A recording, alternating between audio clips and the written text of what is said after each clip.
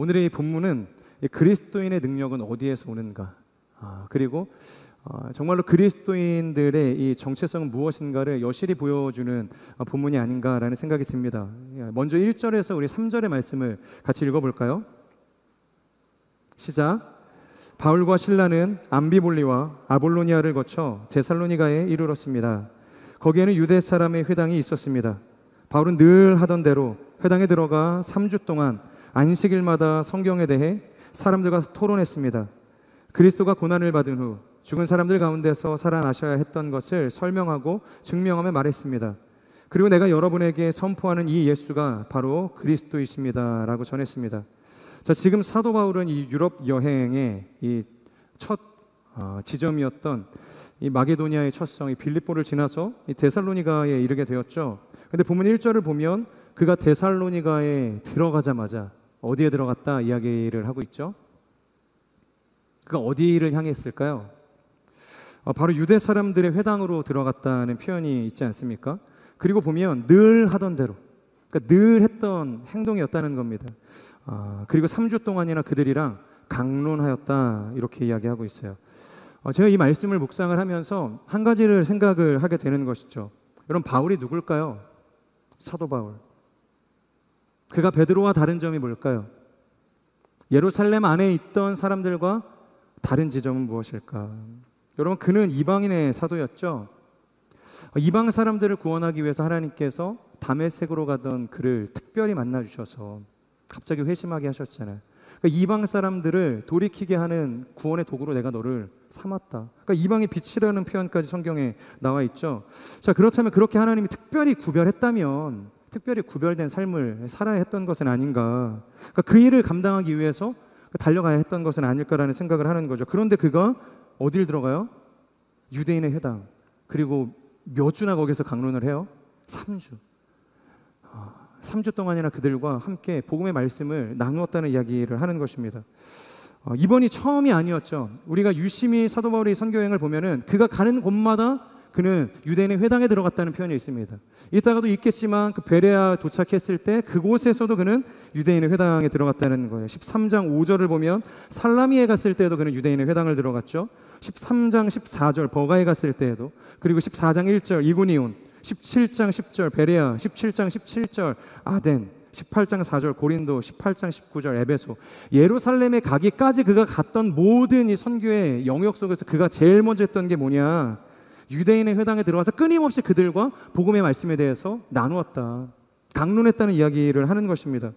누군가는 이것이 그가 이방인들을 전도하기 위한 선교 전략이었다 그렇게 이야기합니다. 그러니까 유대인들의 환심을 사서 그들의 마음을 얻고서 그곳에 입지를 다지고 난 다음에 이방인들에게 복음을 전하면 훨씬 더 효과적인 사역으로 선교를 감당할 수 있는 것 아니냐, 그렇게 이야기를 했다는 것입니다. 그런데 그것이 아니라는 것을 우리가 알아요. 왜냐하면 로마서를 보면 사도 바울이 자신의 동족을 얼마나 사랑하는지를 내비치고 있죠. 그 얼마나 사랑하죠? 얼마나 사랑하는가. 그리고 하나님께서 이 이스라엘 민족을 얼마나 사랑하는지, 그들이 돌아오기를 얼마나 고대하고 계시는지를 사도 바울은 알고 있는 사람이었다는 것입니다. 그래서 그가 그렇게 이야기하죠. 나는 내가 하나님의 생명책에서 쥐어질지라도 저들을 구원해 주십시오. 내가 이스라엘 민족이 구원에 이를 수만 있다면 전제와 같이 부어질지라도 뭐예요? No problem. 네, 괜찮다는 겁니다. 하나님의 소원이 이루어질 수만 있다면 나는 죽어도 상관없다는 이야기를 하는 것입니다. 자, 그렇다고 한다면 단순히 유대교 회당에 들어갔던 이 사도 바울의 그 행보가 이 선교 전략 정도였다고 우리가 이야기할 수 있는가? 아니라는 겁니다.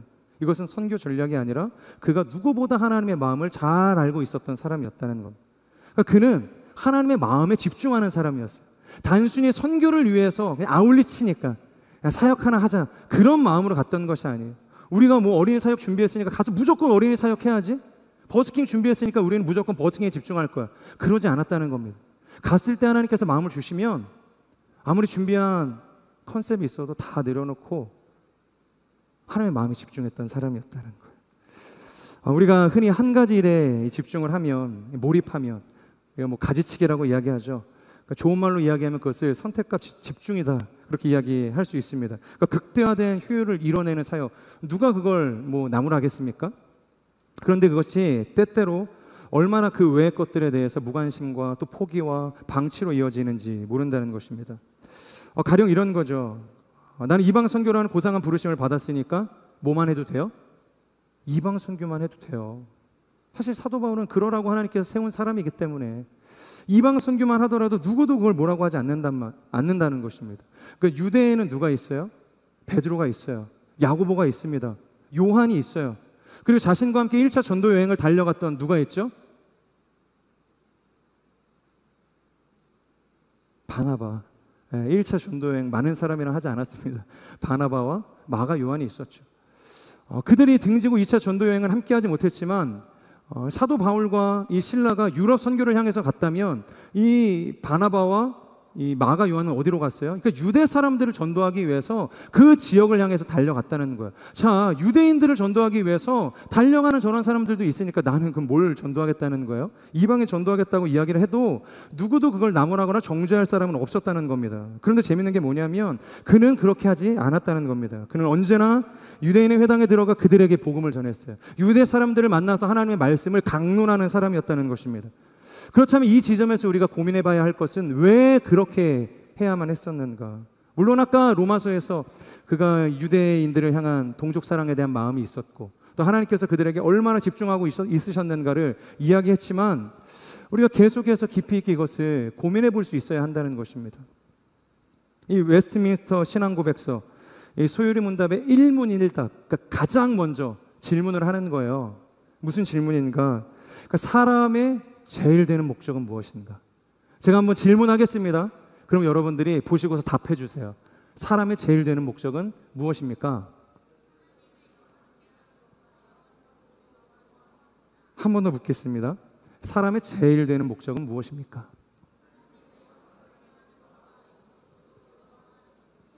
네. 이게 우리의 존재의 이유이며 목적이라는 겁니다. 쉽게 말해서 우리는 하나님을 위해서 살아간다는 겁니다. 선교가 아무리 중요해도 선교를 위해서 살아가는 게 아니에요. 하나님이 보내셨고 하나님이 주신 사명이기 때문에 우리는 선교를 하러 나가는 것입니다. 그렇기 때문에 뭐예요? 유대인을 전도하든 이방인을 전도하든 하나님께서 나무라시겠어요? 그럴 리가 없죠. 제가 다음 주에 케냐로 아울리치를 갑니다. 케냐에 가서 누구를 만날까요? 당연히 케냐 사람들을 만나겠죠. 마사이에 있는 부족 사람들을 만나겠죠. 그런데 제가 뜬금없이 한국 사람한테 집중하겠다고 한국 사람에게 복음을 전해요. 그래서 한국에서 주님을 알지 못했던 사람이 케냐 와서 저에게 복음의 말씀을 듣고서 회심한 거예요. 놀라운 일 아닙니까? 왜 하나님께서 그러시겠어요? 야, 케냐에 아울리치 보내놨더니 왜 한국 사람한테 복음 전해? 그 잘못됐다고 나무라시겠어요? 그러실 리가 없다는 거예요. 여러분, 선교라는 것, 하나님의 부르심을 따라가는 모든 여정이라는 것이 소위 세상에서 말하는 밸런스 게임입니까? 더 중요한 가치를 하나만 우리가 선택을 해야 하는 게임인 건가요? 아까도 이야기했지만 사람의 제일 되는 목적이 무엇인가? 그것은 하나님을 영화롭게 하는 것이라는 거예요. 하나님을 위해서 살아간다는 것입니다. 그리고 그것을 우리가 행했을 때 더불어 오게 되어지는 게 뭐예요? 기쁨이 생긴다는 거예요. 그러니까 하나님을 기뻐하는 것은 후자라는 것입니다. 하나님을 영화롭게 하기 시작할 때 우리의 마음 가운데 기쁨이 생기는 거예요. 그렇기 때문에 우리가 그 하나님의 마음 가운데 접속이 되어서 흘려보내는 모든 마음들, 그것은 뭐냐면 주 안에서 참되다는 것입니다. 주 안에서 예가 된다는 겁니다. 그런 여러분들도 이 아울리치를 가셔서도 혹은 이 공동체에서 여러 가지 사역과 모임을 할 때에도 이 마음과 시야를 좀 더 넓힐 수 있으면 좋겠다는 생각을 하게 됩니다. 너무 칼같이 내일과 내일이라고 나누지 마세요. 바카스 입고서 여기 올라와서 사회 보는 건 대표 MC가 하는 거지. 대표 MC가 부재할 때도 있잖아요. 그러면 창식 형제님 입고 올라올 수도 있는 거예요. 네. 중요한 건 뭐냐면 그걸 통해서 주님의 마음을 우리가 흘려보내는가, 흘려보내지 못하는가에 있다는 것입니다. 힘에 붙이기까지 힘써 도울 수 있는 일이라는 거예요. 왜? 그것이 주님이 원하시는 일이라고 한다면 결국에는 내가 하든 네가 하든 우리가 하든 저들이 하든 주님의 몸된 교회가 세워지는 일이라고 한다면 아무 문제가 아니라는 것입니다. 저는 우리의 삶 또한 사람의 제일 되는 목적을 따라서 선교를 하든 예배를 하든 사역을 하든 모든 주의 일을 감당할 수 있는 인생이 되기를 주님의 이름으로 축복합니다. 네. 우리 계속해서 4절의 말씀 함께 읽도록 하겠습니다. 4절입니다. 시작.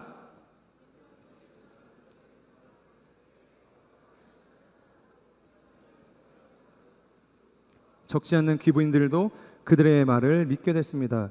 자, 지금 바울이 유대인의 회당에 들어가서 복음을 전했더니 어떻게 되는가? 많은 사람들이 그의 말을 믿게 되었다는 이야기가 쓰여져 있죠. 자, 그러면 좋은 일 아닙니까?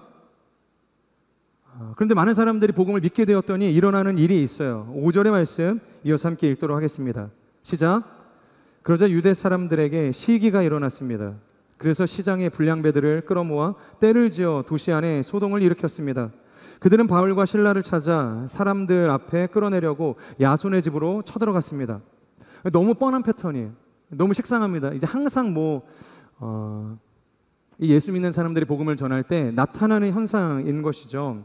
그러니까 바울을 시기한 사람들의 공격을 받게 되는 거예요. 자, 그런데 여기에서 특별한 지점이 뭔가 다른 본문들과는 다르게 특별히 추가되어지는 구절, 강조되어지는 이 문구가 등장을 하는데 6절의 말씀 이어서 함께 읽겠습니다. 6절입니다. 시작. 야손과 다른 형제들을 그 도시의 관원들 앞에 끌고 와 소리치며 말했습니다. 주위에서 읽겠습니다. 세상을 온통 시끄럽게 하는 사람들이 이곳에도 왔는데.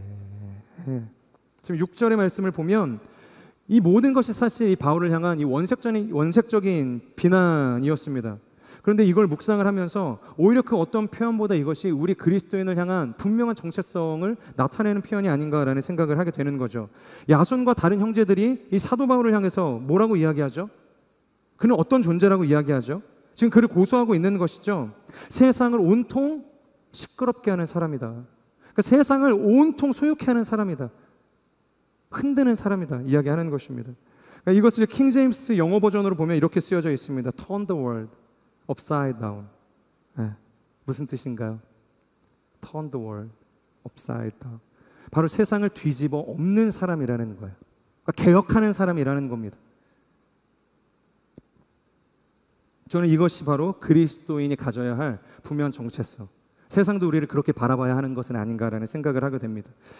그리스도인은 모든 것을 변화시키는 사람입니다. 하나님의 말씀으로, 하나님이 주시는 소명으로, 그 부르심 안에서 세상을 변화시킬 수 있는 사람, 개혁할 수 있는 사람. 그래서 오늘 우리가 나누게 될 이 말씀의 제목처럼 게임 체인저.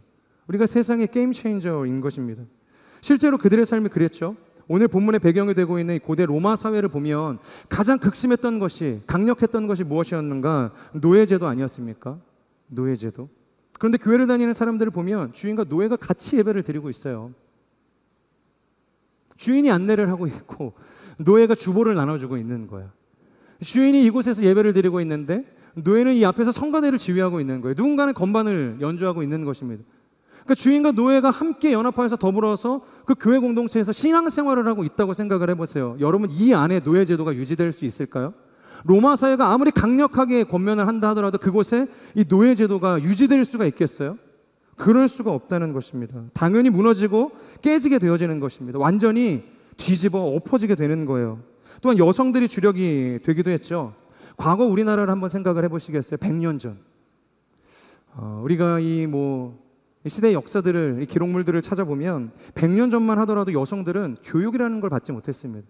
그러니까 학교 근처에도 사실 갈 수가 없던 존재가 여성이라는 존재가 아니었습니까? 그래서 교육에 대한 필요를 여성들이 인지하지도 않았고 왜 그걸 배워야 할지에 대해서 도전하지도 않았다는 거예요. 그런데 선교사님들이 들어오면서 1886년 무엇이 생겼죠? 최초의 여성들을 위한 학당이 생겼죠. 이화학당. 그 여성들이 참여할 수 있는 세상으로 개혁되어졌다는 겁니다. 누구를 통해서요? 선교사님들을 통해서. 그러니까 오늘 본문 4절도 보면 적지 않은 귀부인들, 그러니까 적지 않는 귀부인들, 그러니까 여성들까지도 복음의 초청을 받았다라는 표현이 있는 겁니다. 여성들마저. 여러분, 지금도 그런데 100년 전에도 여성들에 대한 이 차별이 있었는데 2000년 전입니다. 로마 사회였어요. 계급이 나뉘는 시대였습니다. 그곳에서 여성들이 와서 하나님의 말씀을 듣는다? 불가능한 일이었다는 겁니다. 그런데 그리스도인들은 그들을 초청했다는 거예요. 복음의 말씀으로. 그렇기 때문에 여러분, 크리스천의 정체성은 좋은 말로 사람들을 감동시키고 혹은 위로하거나 상담하는 사람들이 아니라는 거예요. 강연자가 아니라는 겁니다. 오직 우리는 복음의 말씀을 통해서 세상을 뒤집어 엎는 뭐가 돼야 돼요? 게임 체인저. 개혁하는 사람이 될 수 있어야 하는 것입니다. 이 키케로라고 하는 이 고대 철학자에 대해서 혹시 들어보신 분이 계신가요?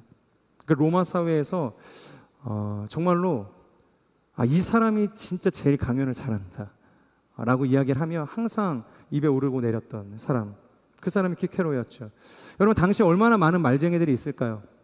얼마나 말을 잘하고 자신의 언변을 뽐내는 사람들이 있었을까? 그 수많은 지성과 이 철학으로 무장해서 자신이 깨달은 그 지혜, 이 지혜를 통해서 우리가 이데아에 도달할 수 있다고 호언장담했던 사람들이 얼마나 많았겠냐는 거예요. 그런데 그 중에서 키케로가 뭐예요? 원탑이었다는 거예요. 가장 뛰어났던 사람. 그래서 그가 연설을 마치고 나면 군중들이 그렇게 외쳤다고 합니다. Great speech. 정말로 훌륭한 연설이었습니다. 군중들이 그의 이 연설이 열광했다는 거예요. 그런데 그런 키케로와 더불어서 또 한 명의 이 무명의 철학자가 있었다고 합니다. 아마도 그는 키케로에 비하면 그리 대단한 사람은 아니었을지 모르겠어요. 하지만 그가 연설을 마치고 나면 수많은 군중들이 그렇게 외쳤다고요. Let's march. 전진하자. 행진하자. 우리의 삶으로 들어가자. 움직이자는 겁니다. 전에들은 그 말씀을 가지고 우리의 삶으로 나아가자고 사람들이 외치기 시작했다는 거예요. 그는 비록 위대한 연설가, 이렇게 환대받는, 사랑받는, 인기 있는 연설가는 아니었을지 모르지만 수많은 사람들의 삶을 개혁하고 변화시키는 게임 체인저였다는 것입니다. 사랑하는 여러분, 하나님께서 우리를 그런 자리로 부르셨어요. 그러니까 말 잘하는 거, 순모임에서 그냥 좋은 은혜의 나눔, 추상적인 개념에 대해서 나눈 고작 그 정도로 우리를 부르지 않으셨다는 거예요. 우리의 나눔을 통해서, 우리의 선포를 통해서, 우리의 기도를 통해서 한 영혼의 삶을 개혁하고 변화시키는 게임 체인저, 그 위대한 자리로 우리를 부르셨다는 것입니다. 우리 서로를 향해서 축복하겠습니다. 당신이 하나님의 게임 체인저입니다. 네, 믿op지 못하신가 봐요. 네가 우리 스스로를 향해서 그럼 한번 선포하겠습니다. 내가 하나님의 게임 체인저입니다. 아멘. 하나님께서 우리를 통해서, 나를 통해서 이 세상을 개혁하실 것입니다. 하나님의 말씀으로 세워가게 될 것입니다. 자, 계속해서 본문을 보면 그들이 데살로니가 전도를 마치고 어디를 향해서 그 선교의 발걸음을 옮기게 되죠? 베레아로 떠나게 되죠. 자, 우리 13절의 말씀을 같이 한번 읽어볼까요? 13절입니다. 시작.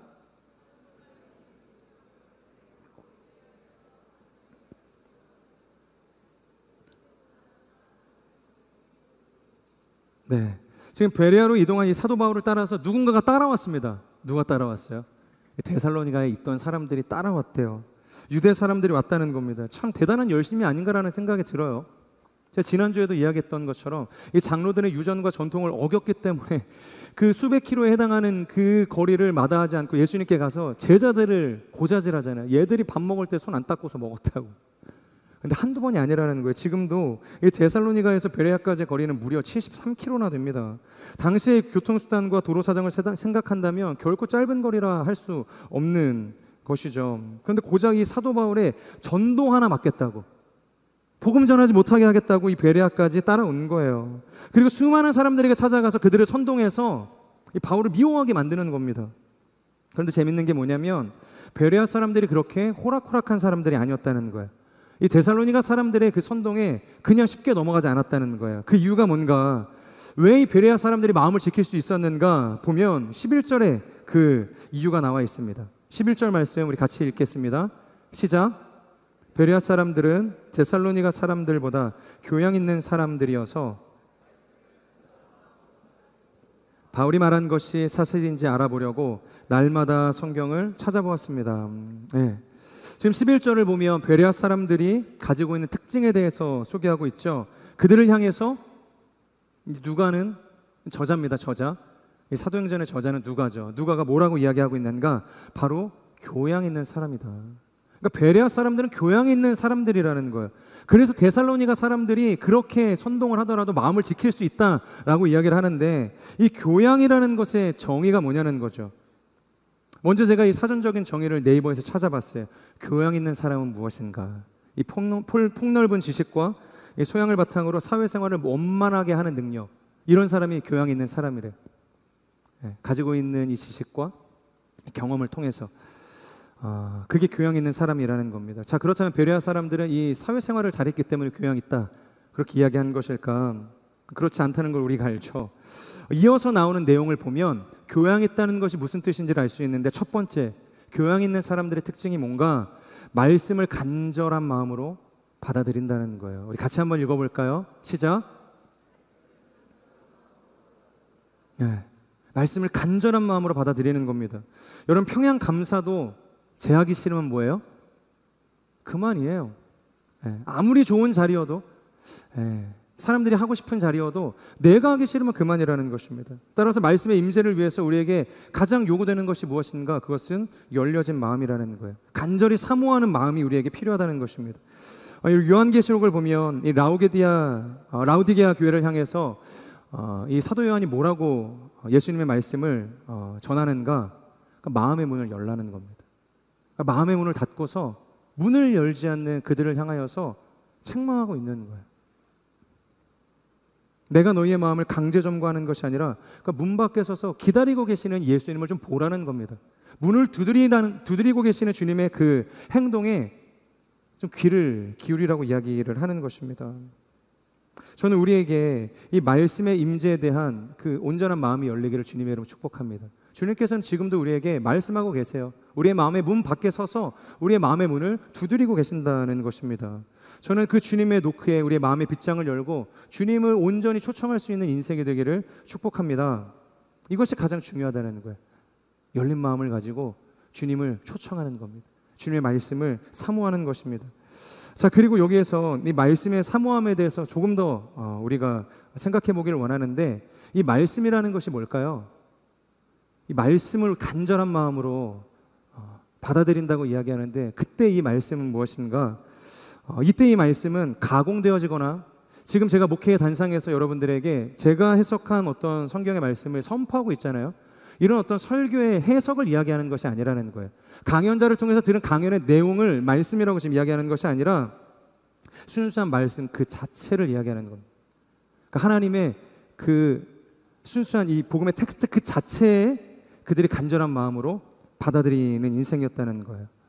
그래서 우리가 지금 새벽 기도도 두 번으로 나눴죠. 2부 새벽 기도 때 뭘 해요? 저는 새벽 기도엔 관심이 없습니다. 더군다나 2부 새벽 기도회라니요. 네, 2부 새벽 기도회에 저희가 모여가지고 PRS 공동체 성경 읽기를 하죠. 성인에서만 하는가? 그렇지 않아요. 저희가 매주 금요일마다 모든 대학 청년부 홀리스타 지역에서 공동체 성경 읽기를 하고 있습니다. 공동체 성경 읽기가 뭐냐? 묵상도 좋고 설교도 좋다. 하지만 제일 근본이 되어지는 하나님의 그 1차적인 텍스트에 우리가 좀 집중을 하자는 거예요. 하나님의 말씀 그 자체의 능력이 있음을 우리가 경험하자. 그런 의미에서 우리가 이 PRS 성경 읽기에 참여하게 되어지는 것입니다.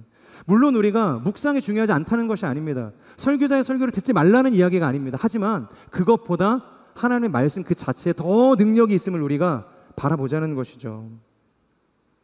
그럼 어떤 일이 일어나는가? 여러분들이 말씀을 읽을 때 누군가의 동의도 없고 해석도 없고 주석도 없고 유튜브도 없는 곳에서 말씀을 읽을 때, 아울리치에서 말씀을 읽을 때가 가장 곤욕스러워요. 특히 목회자 입장에서 뭔가 좋은 이야기를 해줘야 되는데 찾아볼 수 있는 책도 없고 유튜브도 없고 그냥 저도 똑같아요. 짝 피고서 읽고서 시간이 지났습니다. 나누겠습니다. 네. 그때 필요한 게 뭔가? 하나님께서 우리에게 말씀을 걸어오는 그 사건이 필요한 거예요. 내가 누군가의 인사이트를 통해서 알게 되어지는 깨달음과 지혜가 아니라 진짜 하나님께서 성령께서 내 마음을 조명해 주셔서 내 어두워진 이 눈을 조명해 주셔서 깨닫게 해주시는 그 말씀이 필요하다는 거예요. 그 PRS, 그 순수한 말씀 앞에 우리가 집중할 때 간절한 마음으로 그걸 받아들이기 시작할 때 그런 놀라운 역사들이 일어나게 되어진다는 것입니다. 그래서 이 칼 바르트라는 신학자가 그런 표현을 했어요. 우리에겐 말씀의 임재 사건이 필요하다. 뭐라고요? 말씀의 임재 사건. 그러니까 날마다 우리가 말씀 앞에 서야 하는데 말씀이 우리에게 말을 걸어오는 사건이 필요하다는 겁니다. 제가 이야기하는 것이 아니라 누군가의 주석을 통해서 우리가 보는 것이 아니라 하나님께서 직접 우리에게 말씀하시는 말씀의 임재 사건이 반드시 필요하다는 것입니다. 저는 우리가 정말로 순수하게 하나님의 말씀 앞에 설 때 살아있는 하나님의 말씀, 운동력 있는 하나님의 말씀, 우리의 영과 혼과 골수를 찔러 쪼개면 우리의 마음의 모든 숨은 의도, 그 생각마저도 고치시고 회복시키시는 그 하나님의 말씀을 경험하는 인생이 되기를 주님의 이름으로 축복합니다. 자, 그런 의미에서 하나님의 말씀이 뭐예요? 진정한 게임 체인저라는 겁니다.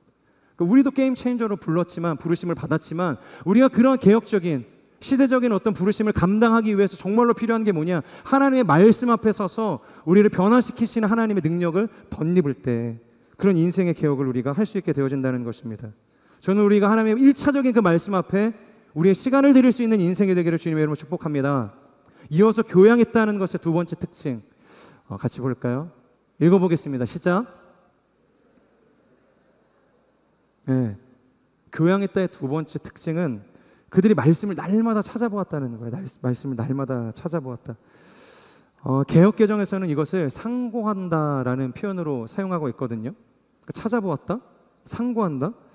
그러면 이것은 성경을 많이 읽으면 된다? 아니면 많이 묵상하면 된다? 이제 그런 의미일까요? 이것을 헬라어 단어로 확인을 하면 아나크레노라는 단어가 사용이 되어지는데 그 뜻이 그렇습니다. 무엇 사이에서 실험하다. 무엇의 중심에서 판명하다. 증명한다. 그런 의미인 것이에요. 그러니까 다시 말해서 베레아 사람들은 하나님의 말씀을 간절히 받아들이고 난 다음에 뭘 했어요? 레스마시. 세상으로 나간 거예요. 삶으로 나간 거예요. 말씀이 나를 인도하는 자리로 나간 겁니다. 그리고 그것을 살아냈다는 거예요. 그리고 그 말씀이 진실한 하나님의 말씀이라는 것, 진리의 하나님의 말씀이라는 것을 증명하는 인생을 살았다고 하는 것입니다. 그저 단순한 지적 호기심을 채우면 끝이라고 생각했던 당시의 시대를 저항하면서 가슴으로 내려오는 신앙, 그것이 삶으로까지 이어져서 열매 맺는 신앙으로 나아갔다는 것입니다.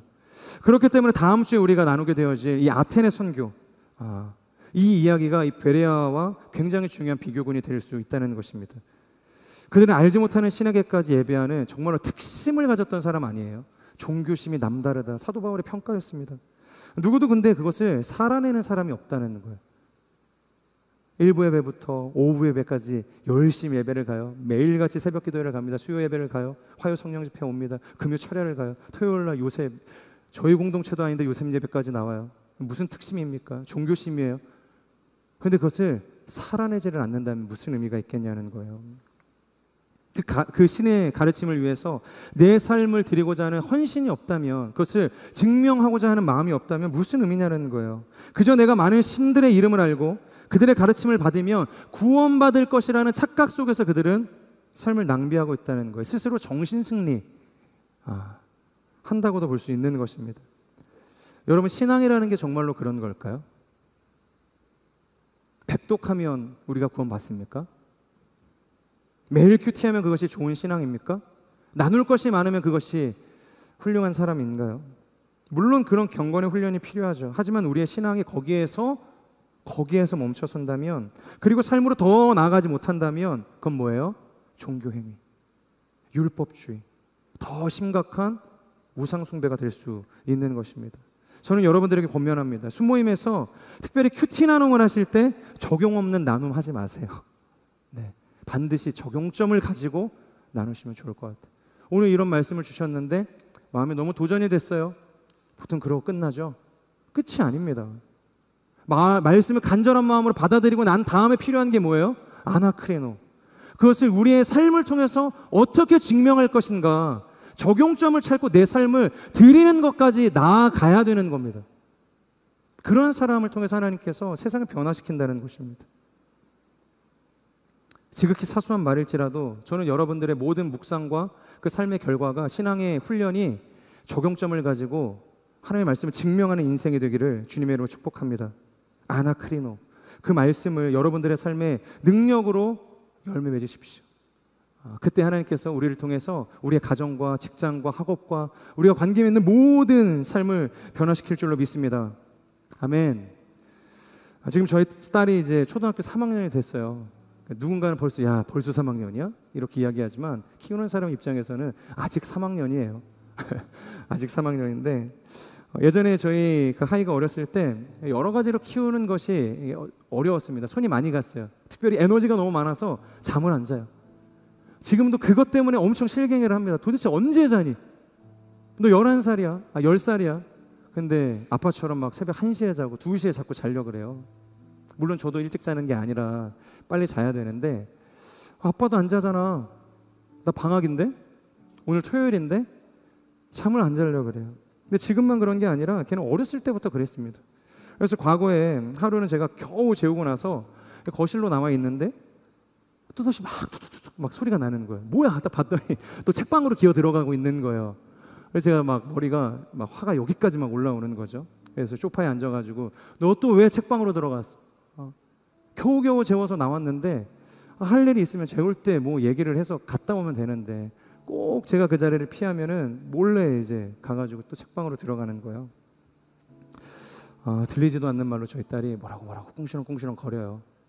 제가 한참을 있다가 나오는 저희 딸을 불렀습니다. 너 그 책방 들어가서 뭐 했어? 그랬더니 저희 딸이 뭐라고 이야기하냐면 그렇게 이야기합니다. 지금 4세대 유치부에서 진행하는 말씀 암송 프로젝트가 있대요.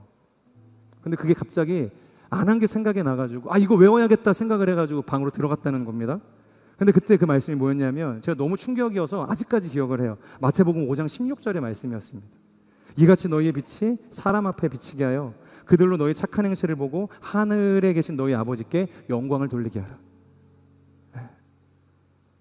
그리고 저희 딸이 하는 말이 더 놀라웠습니다. 아빠, 내가 오늘 늦게 자서 너무 미안한데 그래도 이건 내가 하나님과 약속한 거기 때문에 지켜야 되는 거야. 맞지? 목사가 그럼 뭐라고 대답을 합니까? 잘했다고 몰랐다고 그렇게 태세 전환을 해야 되지 않겠습니까? 하나님과 약속한 거 지키겠다고 하는데 그걸 삶으로 본인이 증명하는 인생 살겠다고 하는데 제가 거기서 더 이상 뭐라고 나무랄 수 있겠습니까? 잘했다, 칭찬했다, 고맙다, 좋은 설교에 소스를 줘서 제가 가끔씩 그래요. 너의 이 훌륭한 삶이 나의 이 설교에 좋은 예화거리가 돼서 너무 감사하다. 그래서 제가 뭐 이렇게 적고 있으면 아내가 그래요. 또 적어? 감사해요. 저희 딸이 삶으로 그걸 살아내줘서 얼마나 감사한지 몰라요. 당시 7살이었던 저희 딸도 아는 진리입니다. 저희 딸도 아는 진리예요. 말씀을 살아내는 것이 진리라는 겁니다. 말씀을 듣고 머릿속에만 채우고 하나님 그런 분이시구나. 하나님 좋으신 분이시지. 그러니까 추상적으로 개념적으로 하나님에 대해서 그냥 우리가 동의하는 것이 아니라 진짜로 그러하신 분인가 우리의 삶에 그 말씀을 가지고 들어가서 실험하는 겁니다. 판단하는 겁니다. 그리고 증명에 이르는 겁니다. 그것이 아나크리노. 그것이 상고한다.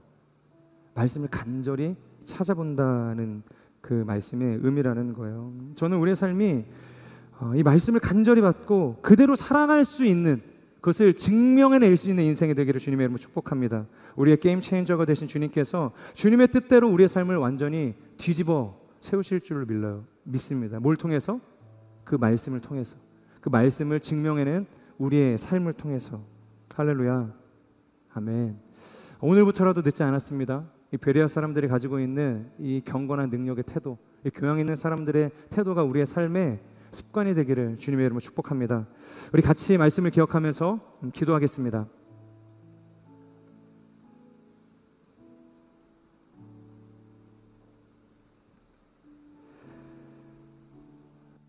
먼저 기도하실 때 이 사도 바울의 유대 회당 전도를 통해서 우리가 깨닫게 되는 것이 있죠.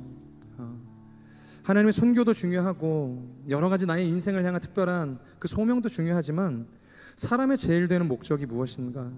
그것은 하나님의 영광을 위한 삶이다. 하나님을 영화롭게 하는 것이다.